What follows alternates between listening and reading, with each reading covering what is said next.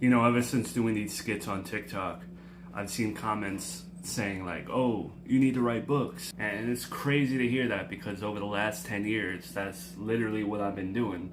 Not really making money from my own books, but I've been writing books for other people, and that's my full-time job. I'll get to those in a minute, but it is really validating to hear those comments like, you're a good writer, you know, your skits are good, and your character development is good. And it's just really nice to hear after 10 years of like ghostwriting and not getting any credit for it. You know what I'm saying? You guys have really validated, you know, me going to school for this and me just working hard with my head down for the last decade at writing, you know? It may be in skit form, but it's still the same thing. And now I do want to write a book with these characters that are on TikTok. But I need ideas. I don't know what you guys would like to read about when it comes to these characters. I don't know if I should do a book about the mother-in-law. I don't know if I should do a book about Miranda. Writing a book takes a very long time, and I don't want to put out crap. I know I'm a good writer, and I know I'm capable of writing a good book for everyone.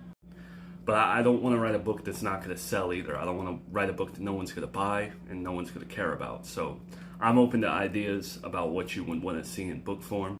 There was part of me that was like, well, I should know what they want, but why not just ask? All right, now for the books I've written in the last 10 years that kind of like, I never had an audience. I'm not good at marketing. I'm not willing to pay people to do that for me. You know what I mean? Like, whatever. So if you want to check them out, they're in ebook form too.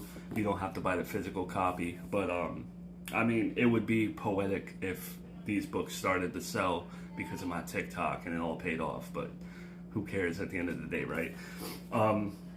Vanishing Love on Amazon, Joseph Riley.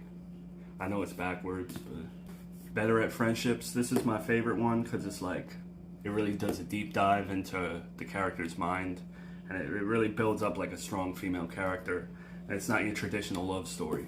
Hearts and Diners. This was my first book, probably the worst written one. I'm gonna just be real with you guys.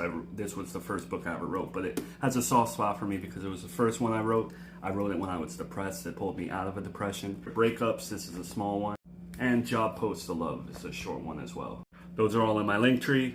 Those books really do hold a soft spot in my heart because it's been what I've been doing in the last 10 years. But yeah, let me know what book you'd be interested in me writing for these characters.